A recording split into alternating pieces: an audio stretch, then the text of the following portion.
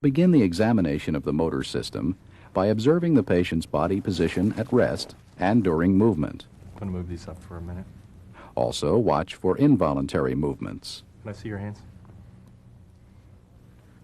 Next, assess muscle characteristics, beginning with muscle bulk.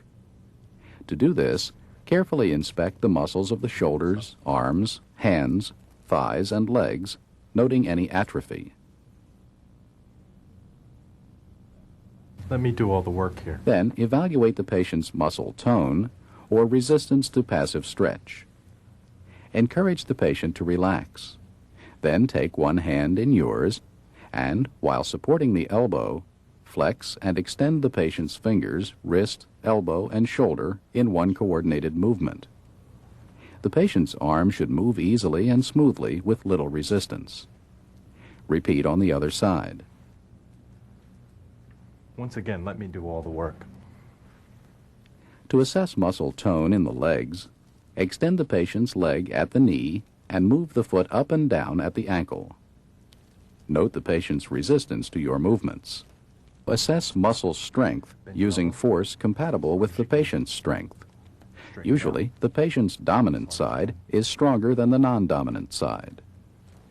Begin by testing flexion and extension at the elbow by having the patient pull and push against your hand. Straighten it out, push away.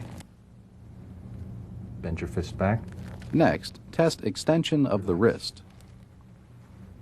Make a fist. Bend your fist back. Around my fingers. Now test the Squeeze as patient's hard as you grip. can. Cross Don't your push middle them and down. index fingers to protect them. Good. Then ask the patient to squeeze as hard as possible while you try to remove your fingers. Normally, you should have trouble removing them. Continue testing muscle strength by asking the patient to turn his palm down and spread his fingers. Don't let me push. Check abduction by trying to force them together. Relax for a second. Then, test Now, touch your opposition of the to tip thumb. of your little finger. To do this, ask the patient to try to touch the tip of his little finger with the thumb while you resist the movement.